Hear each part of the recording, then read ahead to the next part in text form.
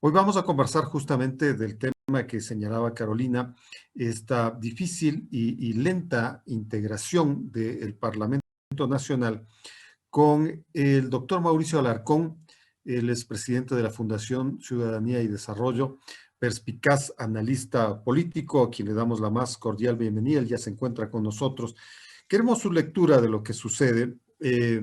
Los últimos días han sido de acusaciones al presidente Guillermo Lasso por parte de su ex socio Jaime Nebot y del que pudo haber sido su aliado Rafael Correa. Ayer Lasso, en su discurso de aceptación de las credenciales como presidente de la República, explica por qué no se juntó con ellos, lo que según Lasso aparentemente le daba gobernabilidad a su gobierno, esta gobernabilidad totalmente entre comillas. Mauricio Alarcón, muy buenos días.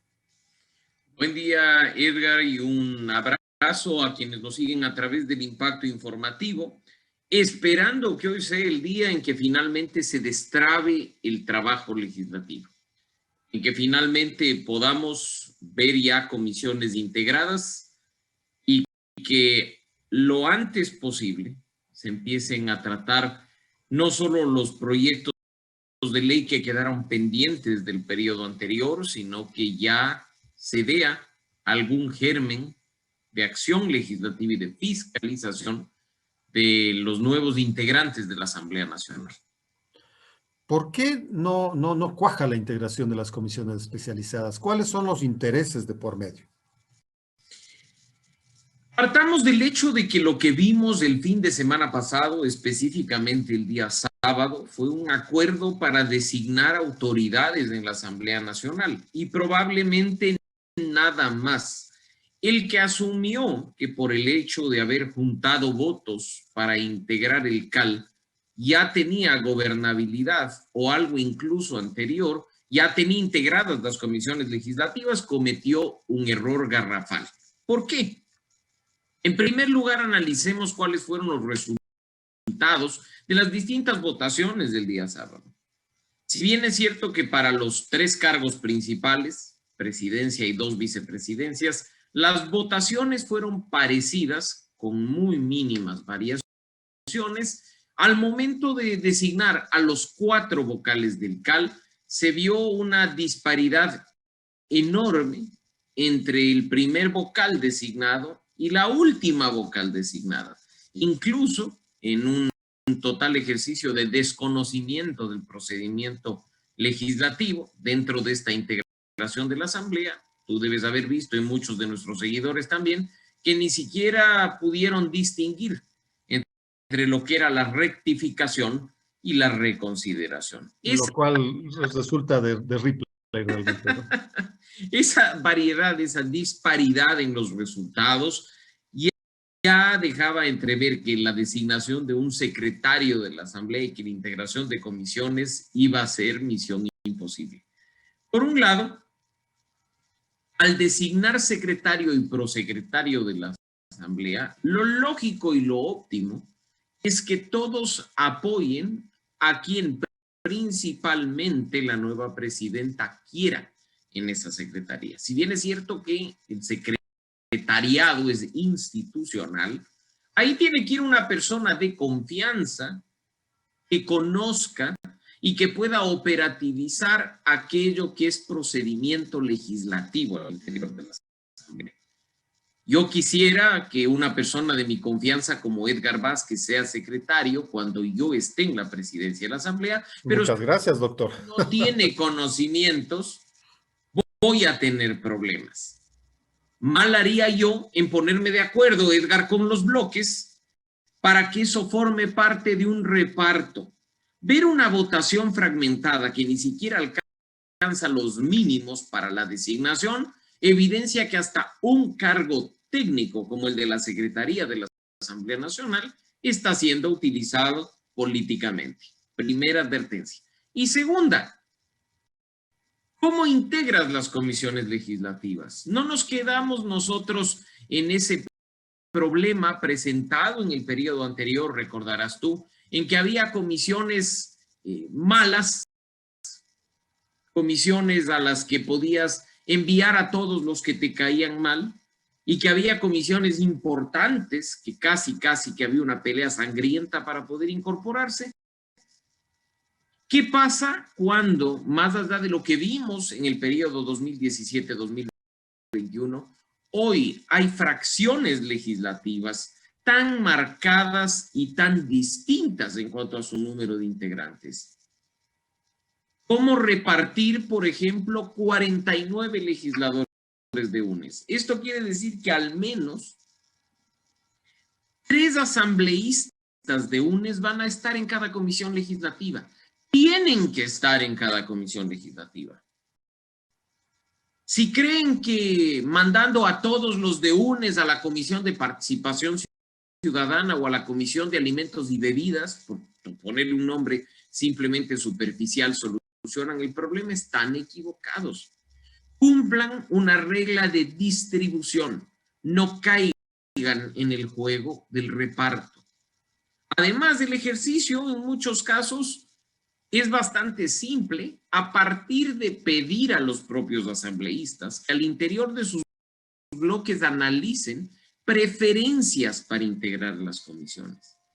De tal forma que, una vez ya armados los cuadros, donde, obvio, no todos van a quedar satisfechos, unos quedarán en su primera opción, otros quedarán en su segunda y algunos en la tercera, pero se pueda lograr una votación prácticamente unánime para empezar formalmente el trabajo legislativo. Pero se podrían intentar algunas conclusiones a partir de lo del sábado. La votación fue más o menos homogénea para presidente, primero y segundo vicepresidente. Después, a la hora del CAL, es cuando se dan estas sorpresas, ¿no es cierto?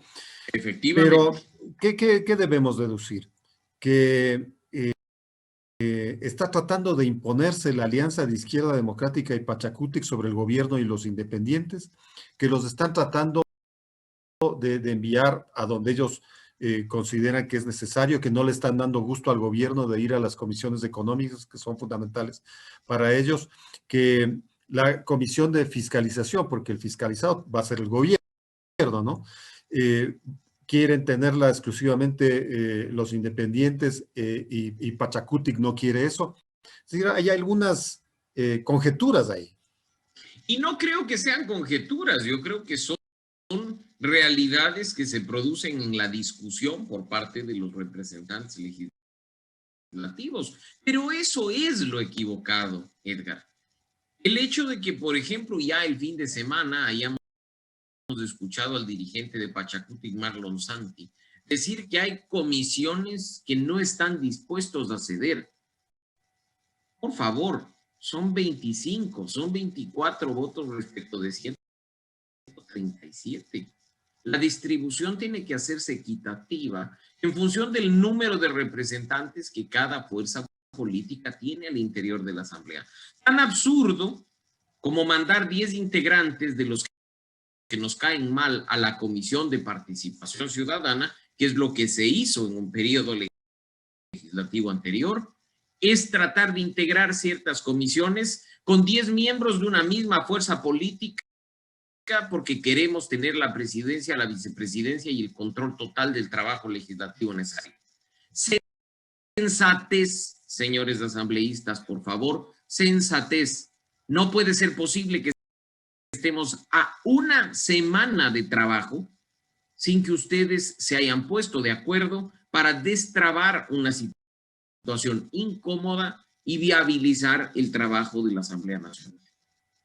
Bueno, se ha conformado la directiva de la Asamblea, pero no es operativa.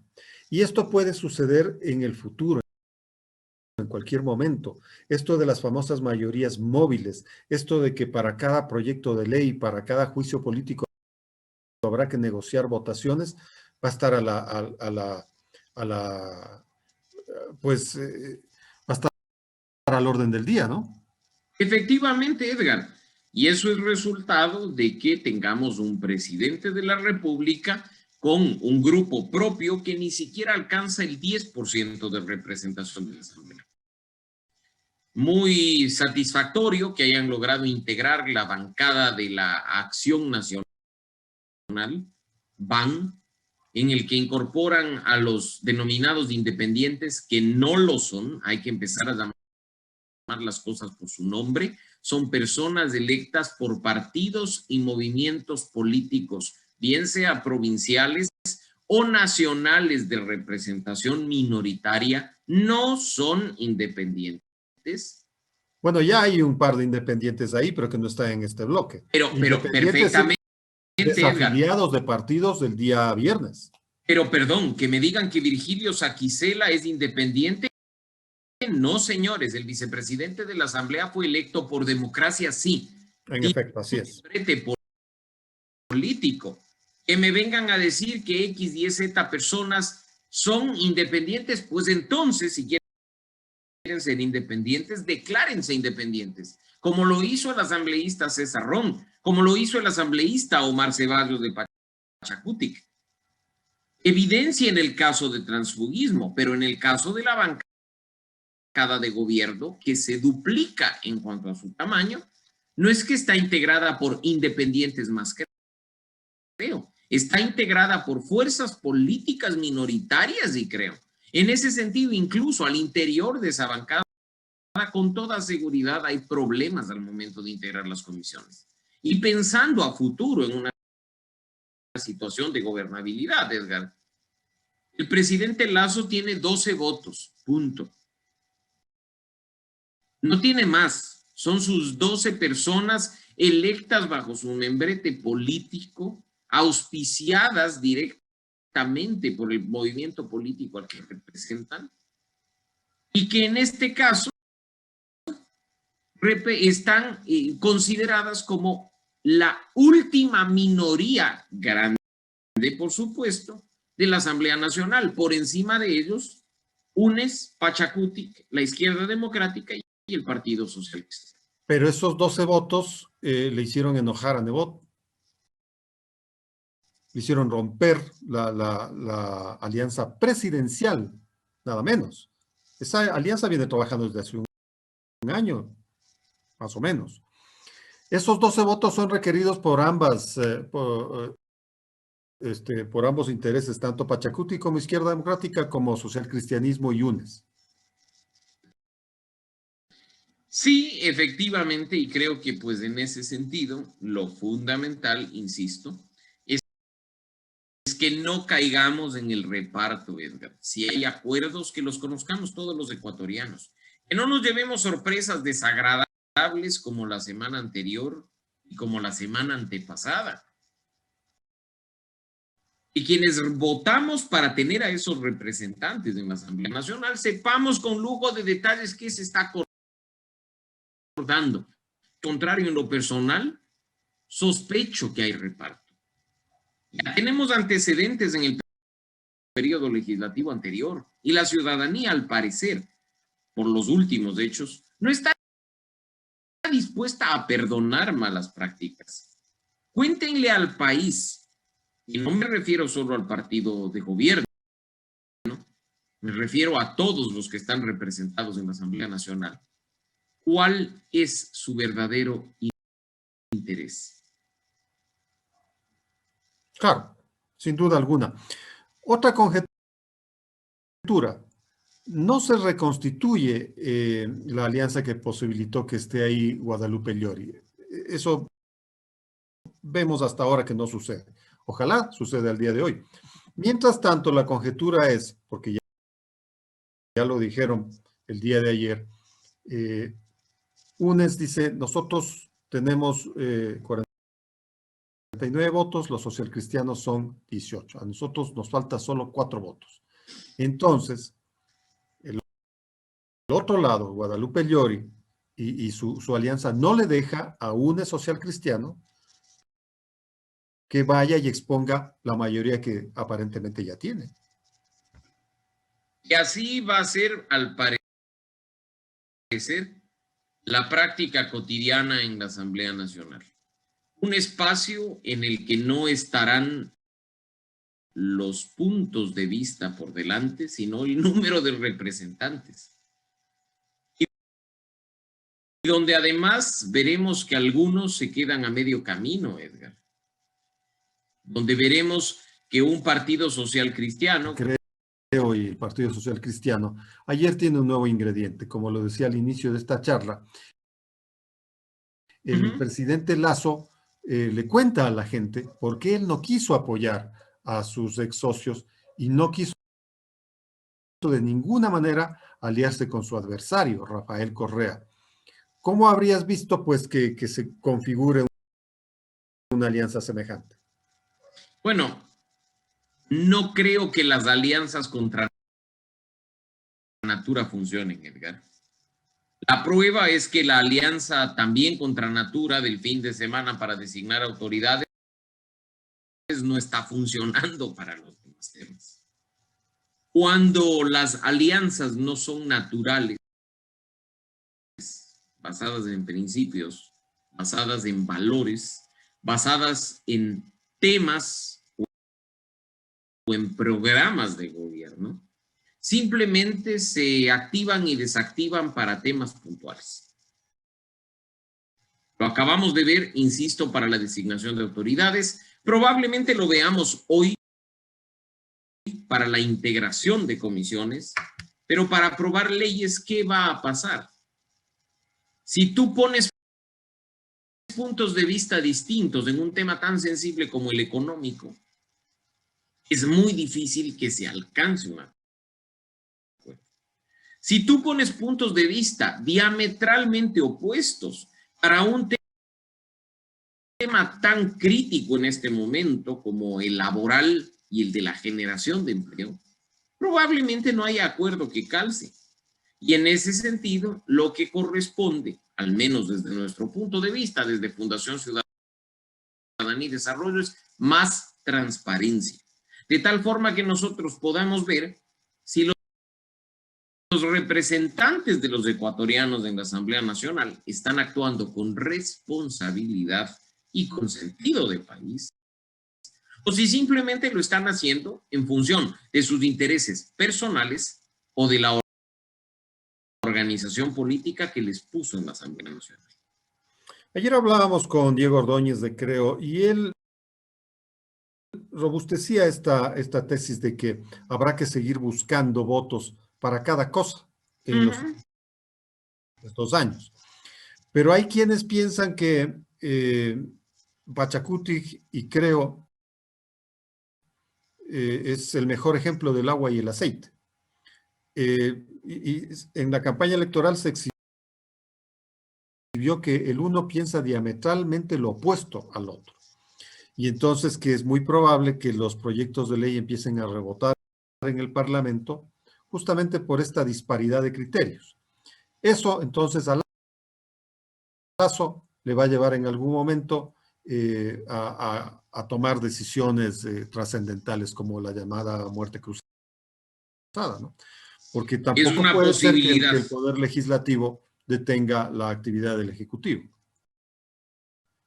Sin duda, Edgar, es una posibilidad constitucionalmente establecida. He leído en los últimos días varios artículos de opinión en el que analistas dicen que el presidente Lasso debería gobernar con la muerte cruzada en el cajón principal de su escritorio. Ahora habrá que ver además, no nos olvidemos que no se trata simplemente del cierre de la Asamblea, sino de un proceso mediante el cual se adelantan elecciones en definitiva, se logre algo distinto a lo que tenemos actualmente. ¿De qué sirve la muerte cruzada? Es ver si probablemente el resultado de las elecciones es el mismo. O incluso para algunas fuerzas políticas peor. Y si hablamos de juntar el agua y el aceite, a mí me parece interesante, como tú bien lo mencionas, escuchar a quienes creen que juntar el agua y el aceite es juntar a Creo y a Pachacutic y no al Partido Social Cristiano con UNES. Es más, en los últimos días, esa férrea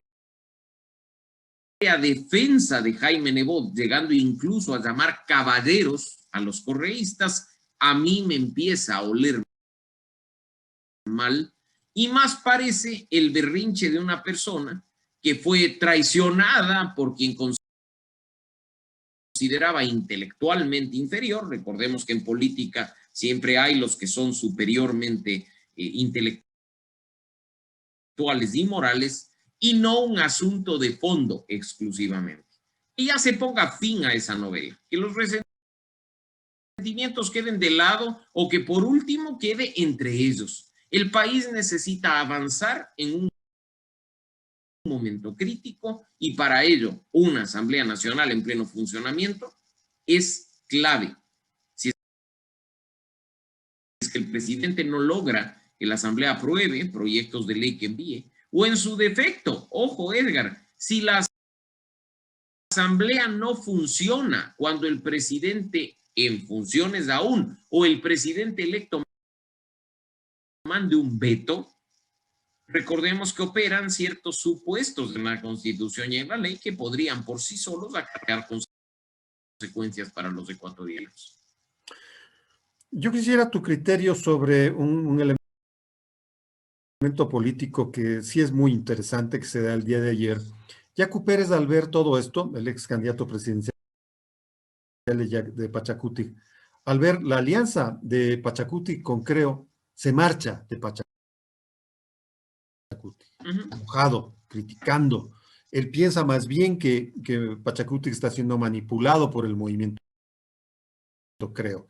Y él se marcha de Pachacuti y dice que se marcha de la política, aunque en alguna parte de su declaración dijo que él va a seguir en la CONAIE y en el Cuarunari, que de alguna manera ese es el poder real del indigenado, no tanto Pachacuti. Pero ¿qué piensas de lo que ha dicho y de este retiro? Lo primero, Edgar, lo positivo. Demuestra coherencia. Él dijo que si es que veía que el movimiento indígena representado en la Asamblea a través de Pachacuti se unía con los unos o con los otros, más allá del desconocimiento matemático, por supuesto, daba un paso al costado y salía. Coherencia perfecta. Hizo lo que dijo que iba a hacer. Lo negativo es que el señor al parecer no se ha dado cuenta que no hay acuerdo. Acuerdo ¿A qué le estaba resto condenando a Pachacuti? ¿A que no forme parte de la Asamblea, digamos, de la presidencia de la Asamblea Nacional? Porque si no pacta con el uno y con el otro, se queda con la izquierda democrática cruzado de brazos con 44 votos y punto. ¿Y cuántos votos representa? ¿Y cuántos se necesita para llegar? Ahí me refiero, Edgar, al desconocimiento matemático. Si tú necesitas 70, al menos en cuanto a votos, para ingresar a un cargo directivo, ¿cómo carajo, perdón el término, vas a lograr pues, con 44 votos? Entonces sale indignado a decir que no se unan ni con los unos ni con los otros, pero quiere la presidencia de la Asamblea. ¿Qué hacemos? ¿Ósmosis para que llegue alguien de Pachacuti a la presidencia con 44 votos? No, señores. En política, los votos son los que ponen las reglas. Y pues en ese sentido, como digo, destaco lo positivo de su coherencia, pese a su desconocimiento de las matemáticas, pero destaco de manera negativa el hecho de que no comprenda que no hay acuerdo. Yo no sé si alguien más, aparte de tú y yo, con total seguridad, Edgar, habrán muchos ecuatorianos que ya se hayan dado cuenta que lo que vimos el día sábado no fue un acuerdo programático, no fue un acuerdo integral para 3 meses, para 1 año o para 2, sino simplemente un acuerdo puntual para designar autoridades y repartirse el cal. ¿Es eso un acuerdo? En estricto sentido, no. Es sumar votos para llevar a cabo un proceso. Hay que esperar, insisto, a ver qué pasa el día de hoy. Si finalmente se instala la sesión y escuchamos las dos posiciones en cuanto a la integración de las comisiones legislativas, o si, una vez más, se suspende la sesión y esperamos 24 horas adicionales para ver si se ha llegado a algún acuerdo. Pero hasta para integrar comisiones, Edgar, se necesita 70 minutos. Pero eso que tú llamas deficiencia en las matemáticas, eso no es deficiencia, eso es cero en matemáticas.